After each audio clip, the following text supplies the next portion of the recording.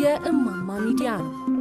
ራዕያችን የተዋህዶ ሃይማኖታችንን ማስፋፋት፣ ቤተ ክርስቲያናችንንም መጠበቅ።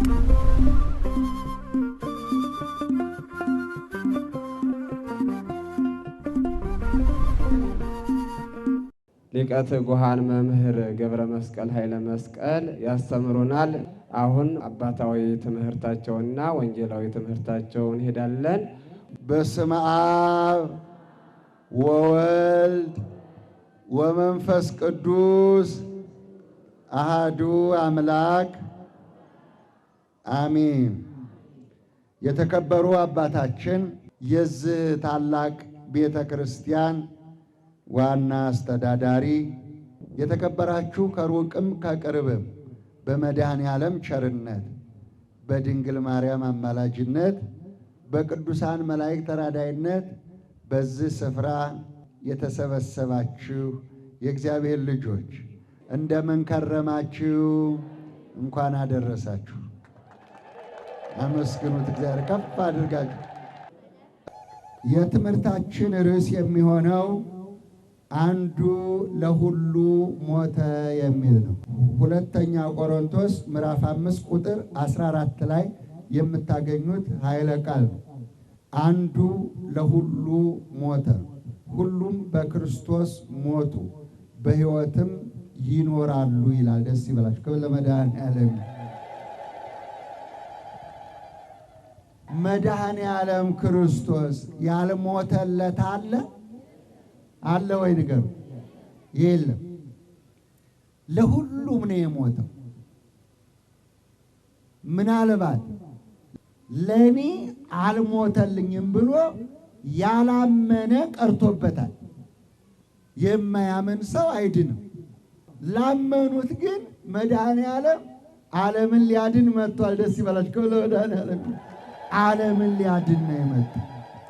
ስለዚህም አምላካችን መድኃኒታችን ኢየሱስ ክርስቶስ ስለ 4 ነገር መጥቷል፣ ሞቷል። ይህን ነግሬያችሁ አበቃለሁ። የመጀመሪያው ሰው በመሳሳቱ ምክንያት፣ በስተታችን ምክንያት ሞት ደርሶብናል፣ ሞተናል። ወገኖች ሞቱ ሰው እንደሚሞተው አይደለም። ፍርድ ነው የተፈረደብን። 5500 ዘመን ዕፀ በለስ በመብላታችን ምክንያት፣ በመሳሳታችን ምክንያት፣ ትእዛዙን በመተላለፋችን ምክንያት አዳምና ሔዋን እናቶቻችንና አባቶቻችን 5500 ዘመን ሞት ተፈርዶባቸዋል። ምን ተፈርዶባቸዋል? እግዚአብሔር አምላክ ዛሬም ባለመስማት፣ ዛሬም ባለመታዘዝ፣ ዛሬም ሕጉን በመተላለፍ ሞት እንዳያገኘን መድኃኔዓለም ይቅርታውን ያድርግልን።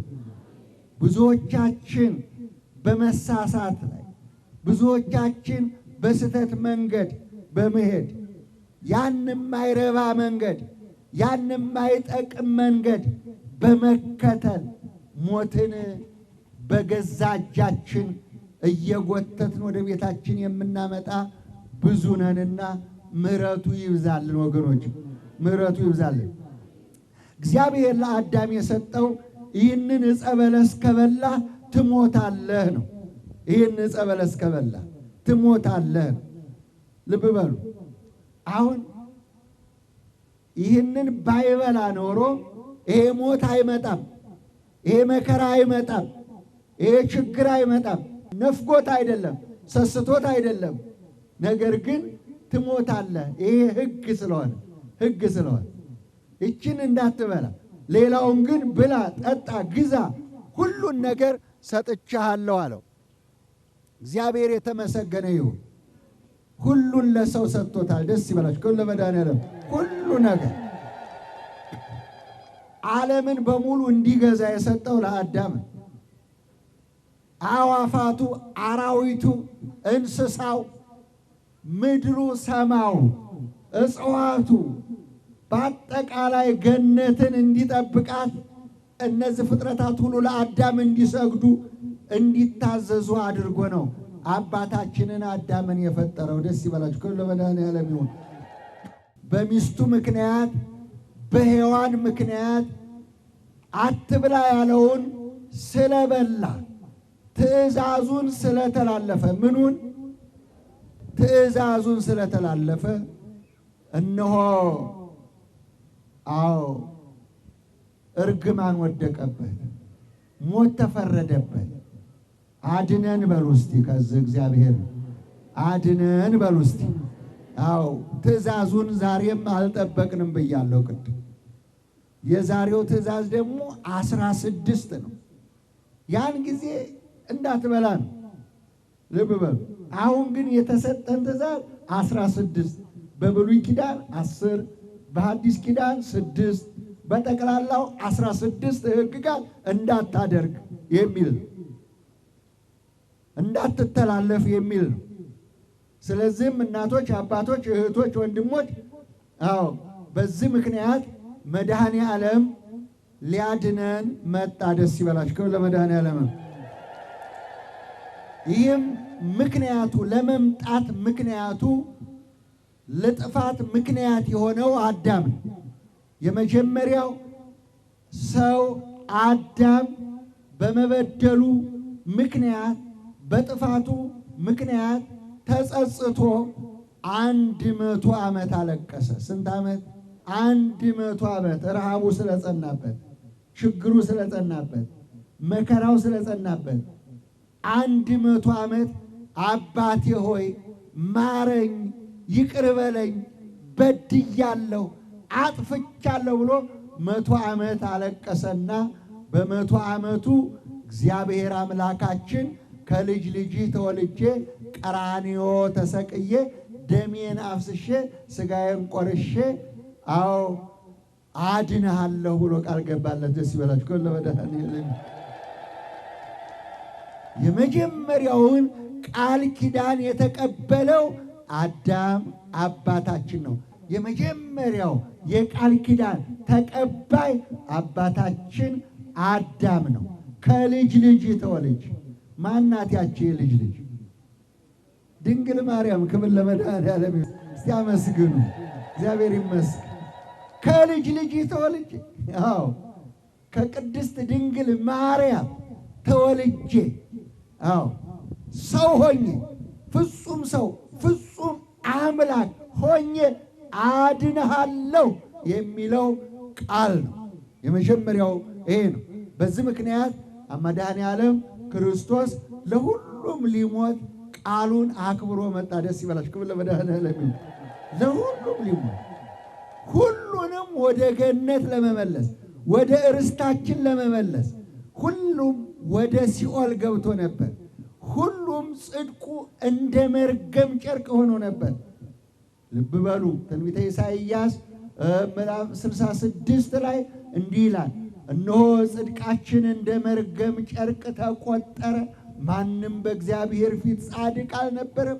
በነበልባል ሰይፍ ገነት ተዘግታ ነበር፣ ማንም የሚገባም አልነበረም፣ የሚወጣም አልነበረም። ስለዚህ እንደ መርገም ጨርቅ የተቆጠረ ሰማይ ተዘግቶ ሰውና እግዚአብሔር ተለያይቶ ተጣልቶ ይኖር ነበረ።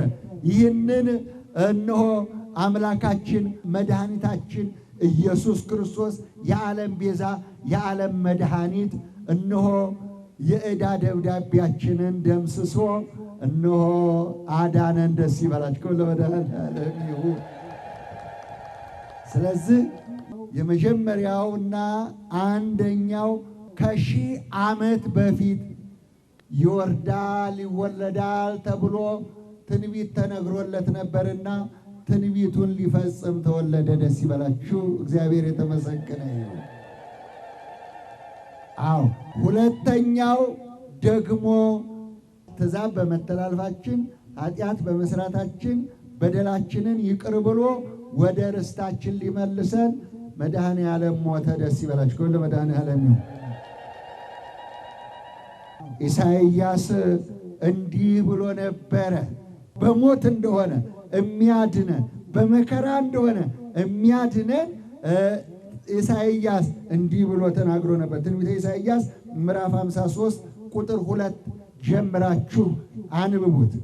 መልክና ውበት የለውም፣ ደም ግባት የለውም፣ የሕማም ሰው ነው፣ ደዌም ያውቃል። እኛ አላከበርነው፣ እርሱ ግን በእውነት ደዌያችንን ተቀበለ፣ ሕመማችንን ተሸክሟል። ስለ መተላለፋችን ቆሰለ፣ ስለ በደላችን ደቀቀ፣ በእርሱም ቁስል እኛ ተፈወስን። ደስ ይበላችሁ ለመድኃኔዓለም። ይህ ትንቢት ነበር ለመድኃኔዓለም የተነገረ። ይህ ትንቢት ይፈጽም ዘንድ ሞተ። ደስ ይበላችሁ ለመድኃኔዓለም። አዎ ደም ግባት የለው፣ አዎ መልክና ውበት የለው። ለምን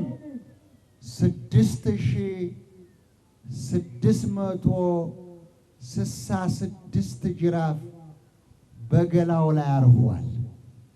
ስጋው ተቆራርጧል፣ ደሙ ፈሷል፣ ጎድኖቹ ተቆጥረዋል፣ ውበቱ በደም ታለዋል፣ ተሸፍኗል። ውበት የለው፣ አይተን አልወደድነውም። አዎ ስለዚህ ደም ግባቱ የጠፋው ለኔና ለናንተ በመገረፍ ነው። ለኔና ለናንተ መከራ በመቀበል ነው።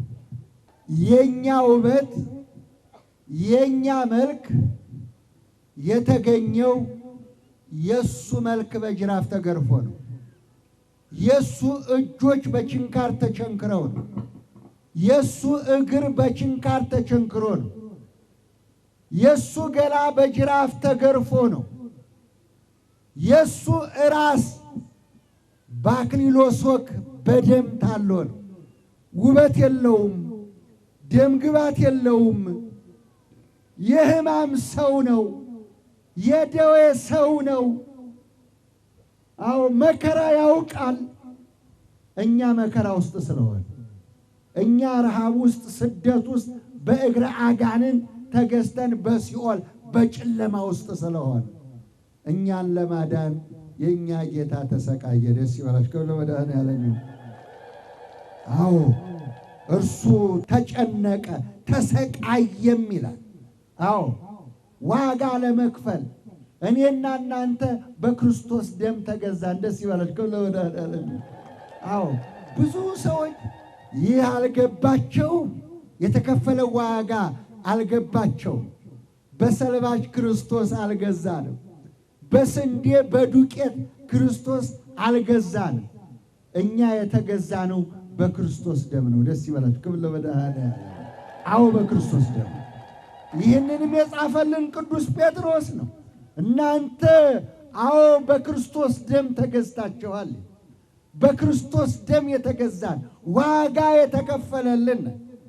ለዚህ ነው ያ ትንቢት ይፈጸም ዘንድ ጌታችን መድኃኒታችን ኢየሱስ ክርስቶስ ቸሩ መድኃኔዓለም ለኔና ለእናንተ ሞተ። ደስ ይበላችሁ ለኔና ትንቢቱን ለመፈጸም።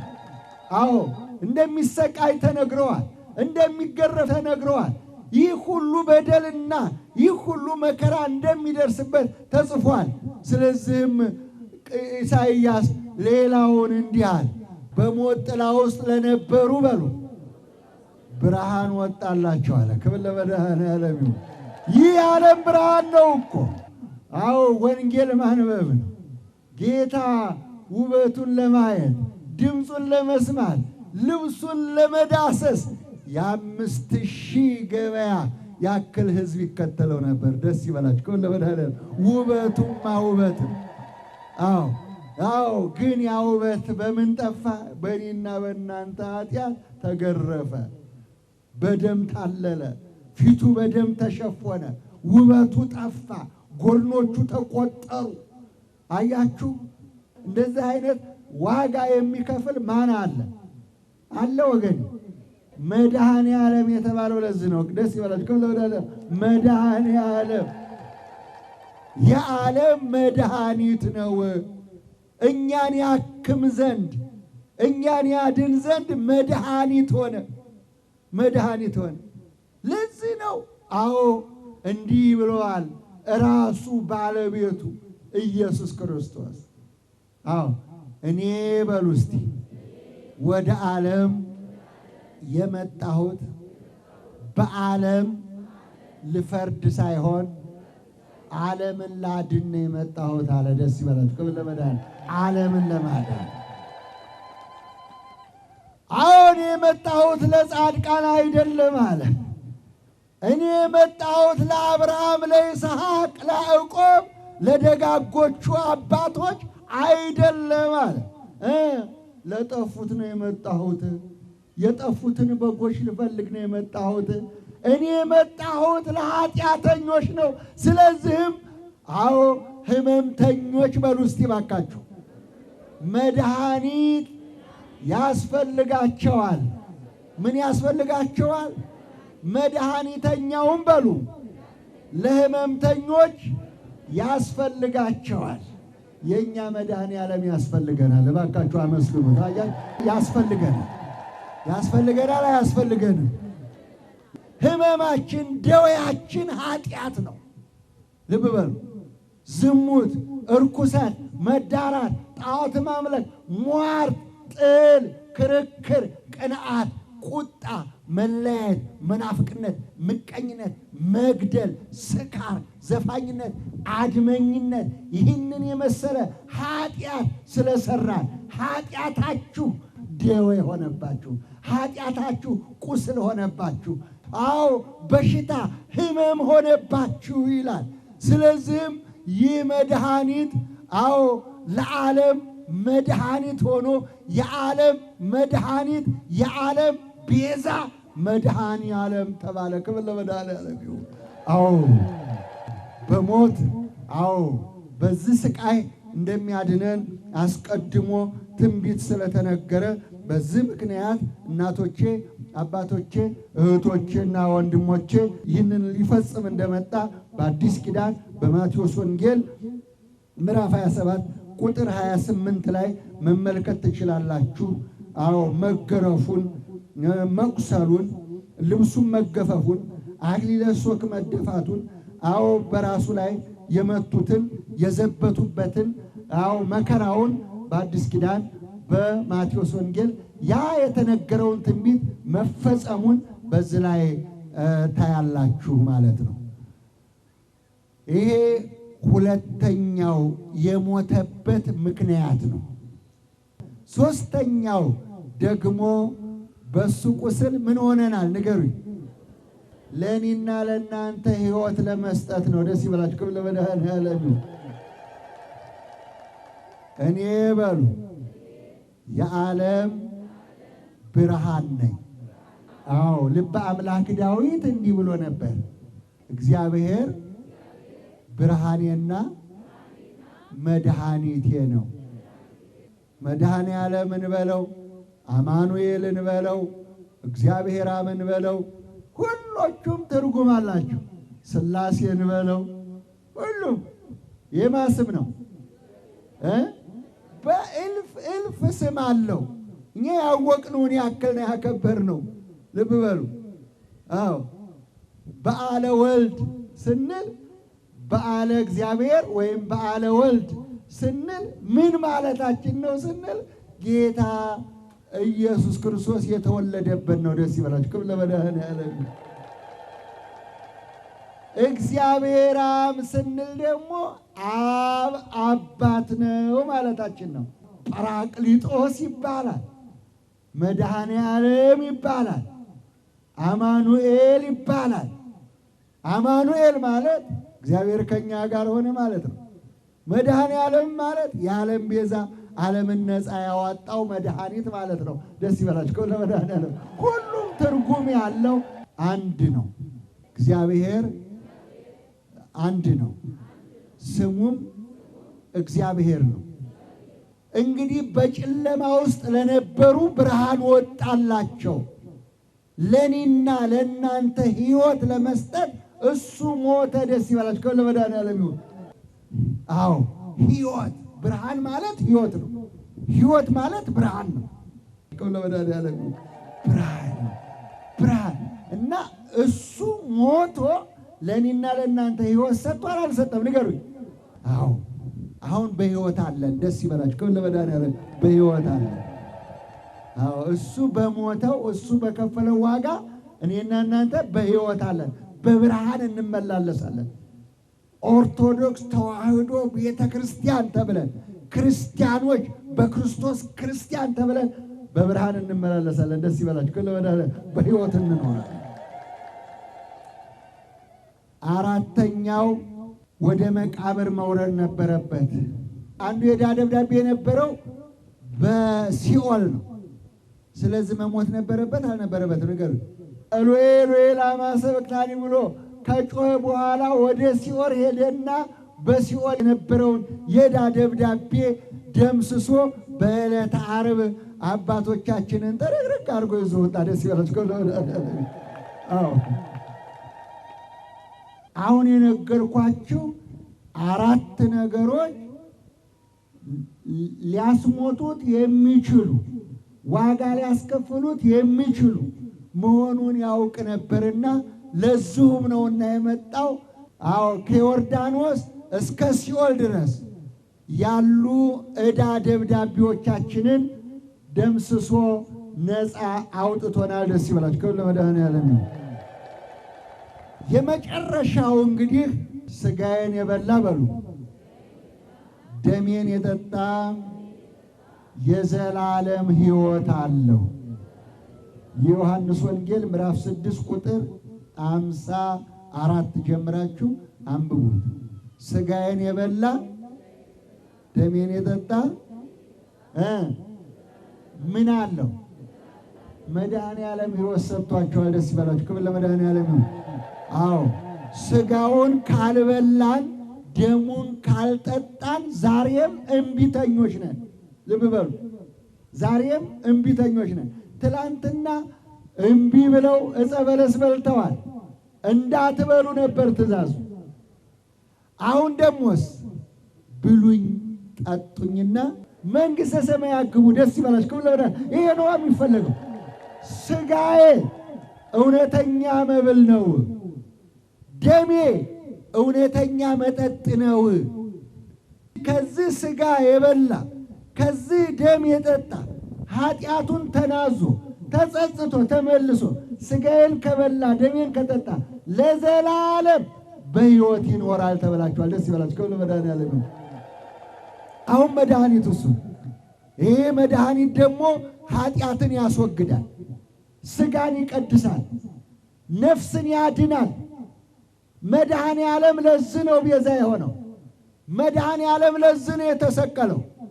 መድኃኔዓለም ለዚህ ነው ሥጋውን ቆርሶ ደሙን አፍሶ ቀራንዮ ራቁቱን የዋለው እኔና እናንተ በጸጋ በክብር እንድንኖር ነው። ደስ ይበላችሁ። ከእናንተ ጋር ልኖር ነው የመጣሁት አለና መጣ። እንግዲህ ተዘጋጅታችኋል? አንዱ በሉ ለሁሉ ሞተ። ለነበረን ጊዜ ሁሉ አምላካችን እግዚአብሔር ስሙ የተመሰገነ ይሁን። በዓሉን የበረከት የፍቅር የሰላም በዓል ያድርግልን። የመድኃኔዓለም ቸርነት የድንግል ማርያም አማላጅነት የቅዱሳን በረከትና ረድኤት አይልን። ከተማችን እግዚአብሔር ይባርክልን። ሀገራችን እግዚአብሔር ይፈውስልን። ሰላሙን፣ አንድነቱን፣ መደማመጡን፣ መቻቻሉን እግዚአብሔር ያድለን። ጦርነቱን፣ ረሃቡን፣ ስደቱን፣ መገዳደሉን፣ ሞቱን ሁሉ በቃችሁ ብሎ እግዚአብሔር ያስወግድልን። ሕፃናት የሚያድጉባት፣ አረጋውያን በክብር የሚጦሩባት፣ ወጣቶች ሰርተው የሚለወጡባት ጥንት እንደምትባለው የዳቦ ቅርጫት ያድርግልን ሀገራችን። አባታችን ሆይ አይናችን ነሽ ማርያም አንቺን አይንኩብን፣ የተዋህዶ ልጆች እንወድሻለን። የሃይማኖት ዕውቀት ማስፋፊያ ጠቅላላ ማህበር እናንተን መሰረት፣ ግድግዳ፣ ጣራ፣ የጀርባ አጥንት አድርጎ የትሩፋቱን ስራ እየሰራ ይገኛል። ወደ እናንተ ይዤ የቀረብኩት 7 ፕሮጀክቶች ነው። የፕሮጀክቶቹ ዝርዝር፣ አንደኛ ወደ ዓለም ሁሉ ሂዱ ወንጌልንም ለፍጥረቱ ስበኩ ባለው ኃይለ ቃል መሰረት በመድረክ፣ በቴሌቪዥን፣ በማህበራዊ ሚዲያ ህዝቡን ለመድረስ ምዕመናንን ለማገልገል ሌሊትና ቀን እንደክማለን። ዋጋ ከፋዩ እግዚአብሔር ነውና ያለምንም ክፍያ በነፃ እናገለግላለን። ይህንን የወንጌል አገልግሎት እንድታግዙን ጥሪያችንን እናስተላልፋለን። ሁለተኛ 12 የቅጥር ሰራተኞች ከ100 በላይ የበጎ ፈቃደኛ አገልጋዮችና እኔ በነፃ በማገልገል እየሰራን እንገኛለን። አብዛኛውን ስራ የሚሰሩት እነዚህ በጎ ፈቃደኞች ናቸው። ሶስተኛ ገዳማትንና የገጠር አብያተ ክርስቲያናት፣ አብነት ትምህርት ቤትና የመንፈሳዊ ኮሌጅ ተማሪዎች የቅዱስ ጋብቻ ድጋፍ ለማስቀጠል የእናንተን ድጋፍ እንፈልጋለን። አራተኛ ችግረኛ ወገኖች የሙያ ስልጠና አግኝተው እንዲቋቋሙና ራሳቸውን እንዲችሉ ጠንክረን አስተባብረን ብዙዎችን መርዳት እንፈልጋለን። ከኛ ጋር ስሩ። አምስተኛ በቤት ለቤት ድጋፍና እንክብካቤ ፕሮጀክታችን ሕፃናትን በማስተማር የአልጋ ቁራኛ ህመምተኞች አረጋውያን በመንከባከብ የሚቀምሱት የሌላቸው እናቶችን የዕለት ምግብ፣ የዓመት ልብስ በመርዳት እንደግፋቸው። ስድስተኛ በዝቅተኛ ኑሮ ውስጥ የሚገኙ ችግረኛ ወገኖች በአበይት በዓላት ቀን የዓመት በዓል መዋያ፣ የነዳያን የምሳ ግብዣ እናድርግላቸው። ሰባተኛውና የመጨረሻው በድንገተኛ አደጋ ጉዳት ለደረሰባቸውና ለተፈናቀሉ አቅማችን በፈቀደው እንድረስላቸው፣ እናጽናናቸው፣ እንደግፋቸው እያልኩ ጥሬን ለናንተ አቀርባለሁ። በበጎ ፈቃደኝነት ለመስራት ለምትፈልጉ ሁሉ በዚህ አድራሻችን ከያላችሁበት ሁሉ ልትልኩልን ትችላላችሁ።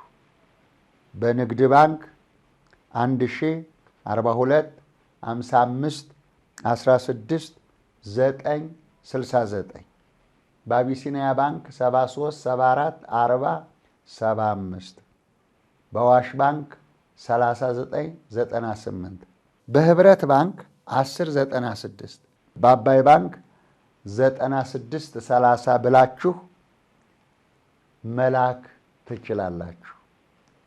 ህጋዊ ደረሰኛለን። በየሳምንቱ ረቡዕ ማታ 2 ሰዓት ተኩል እስከ 3 ሰዓት፣ በየሳምንቱ ሐሙስ 9 ሰዓት ተኩል እስከ 10 ሰዓት በኢትዮጵያ ኦርቶዶክስ ተዋሕዶ ቤተክርስቲያን ቴሌቪዥን ላይ እናቀርባለን።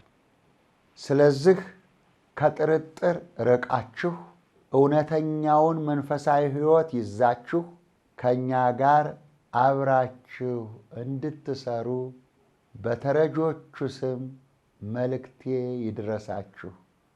ስለ ትብብራችሁ ከልብ አመሰግናለሁ።